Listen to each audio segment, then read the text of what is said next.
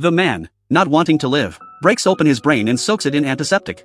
At that moment, a winged zombie appeared from the window and flew into the man's house. After making sure the man was dead, he quickly took out his brain and quietly put it into a knitting bag. Inside, there were already countless small brains. It turns out there are many brain-stealing zombies in this world. They are responsible for keeping heaven running.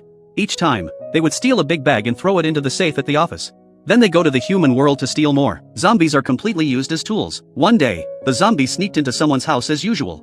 Suddenly he found himself with a brain in his pocket. He's afraid he'll be caught doing his job wrong. He took off his skull and hid the brain inside. At the very moment of fusion, the zombie suddenly felt that the world had become colorful. He began to notice the behavior of people around him and had his own thoughts. When he saw someone robbing with a gun, he thought it was cruel.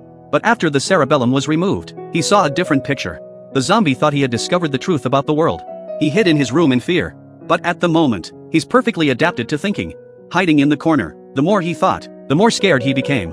In order to restore the world as it was before, he got a broom from the dumpster and kept sweeping his mind, just to numb himself. But it backfired. The store clerk who took out the garbage became a murderer in his eyes. He started running away from everything in the city. But the real world and the virtual world keep switching in his eyes. He accidentally bumped into an elementary school student.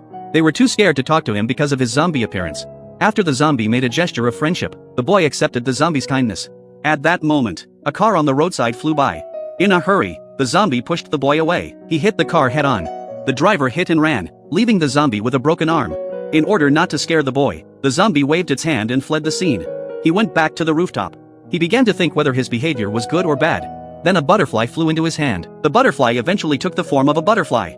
He realized at that moment, what he sees as good or bad only depends on what he thinks. If his heart is pure, he will see the world as a good place. With this in mind, he regained his discarded head. After that, he wanted to become a hero to protect the world. This is deliberately disguised as moldy bread, because he doesn't want to be bought by humans. In a bakery, there were all kinds of delicious breads. Then a customer came to pick out a loaf of bread. The breads all wanted to be bought by the customer. When the customer chose a loaf of bread, he ate it right away. Seeing the broken bread, the bread was sad. He was afraid that he too would be broken. Then a boy came in. When the boy was about to pick the bread, he took the opportunity to pretend to be broken. The boy had to take the bread next to him.